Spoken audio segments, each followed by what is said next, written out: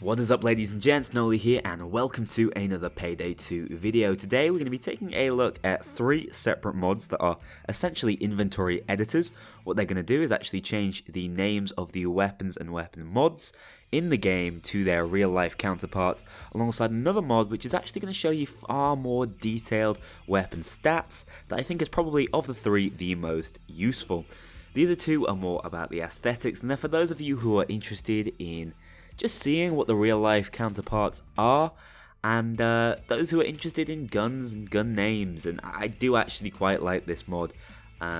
Many of these weapons I do know their counterparts primarily from other games, but it's nice to recognize them and see, oh yeah, that's exactly what it is. So let's get right into having a look at the sort of names and things we see. And first of all, these have been fantastically researched. From what I can tell, they are all 100% correct. And what was really nice reading through the mod description was how much praise they gave to Overkill, particularly in the weapon mod real names, for the detailed research that Overkill did to actually find real world counterparts for all the modifications to these weapons they added to the game. So hats off to the mod developer and hats off to Overkill themselves, because this mod comes together really nicely to show off the real range of weapons we see in Payday 2. So the ISMA, for example, is now, you know, the Saiga 12K that we know and love from games like Battlefield 3. We take a look at the KSG, a Call of Duty favourite, of course, the Winchester Model 1887s. You know, we knew that's what this weapon was. We knew it the moment we saw it in the Biker Character Pack trailer.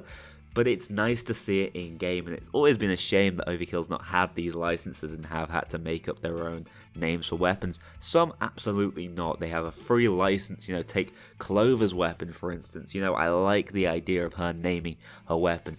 But some of the more standardized ones, like if we take a look over at the FAMAS, you know, it's got to be called the FAMAS. It makes no sense to be called anything otherwise. So I do really like this mod. If we go a little further in, we can see as I modify the FAMAS, it's primarily for things like barrel exits and suppressors, but you know, you got your G2 civilian barrel, your commando barrel, and the effort and detail the mod author has gone into to name every single one of these mods and keep it updated is truly, truly impressive. You know, the tank compensator, for example, doesn't necessarily have a real world counterpart. It's just a compensator that you may see on a weapon. So some are not renamed, ones that are somewhat Overkill made up, but virtually all of these are either standardized ones, thus have not been renamed, or are specific ones that can be traced back.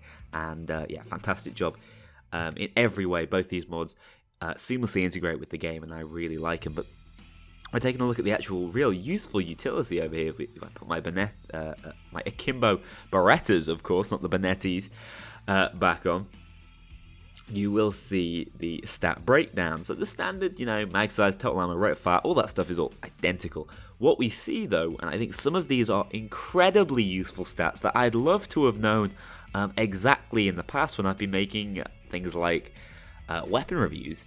These are incredible, these details. So you see the part reload for the weapon. So if you've not entirely emptied your magazine, it does a partial reload. It's obviously a much faster animation. You have your full reload time there. You have your ammo pickup rate, which is excellent information.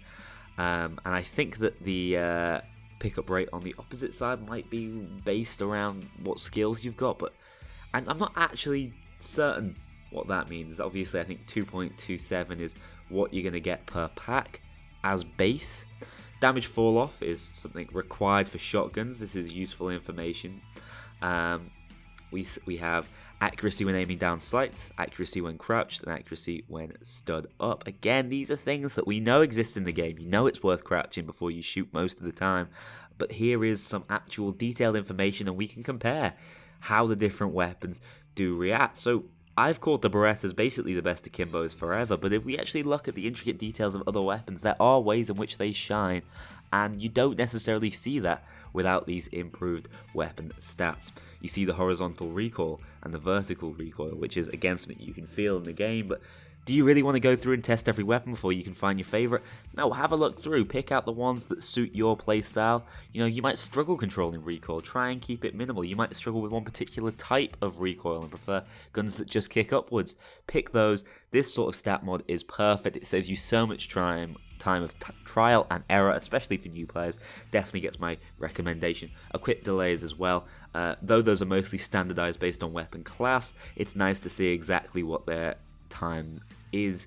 That's obviously switching between weapons. So awesome mods. All of them work really nicely in the game. The kind of thing that I can imagine leaving on forever again and updating when there's new updates. And sort of forgetting about it. This becomes my new Payday, a new and improved Payday. Love these mods. Don't even have to go into gameplay to show them off. Thanks a lot for watching this video, guys. Stay tuned, more mod videos coming up over the next week or so while I'm still on holiday. I'll see you guys in the next one.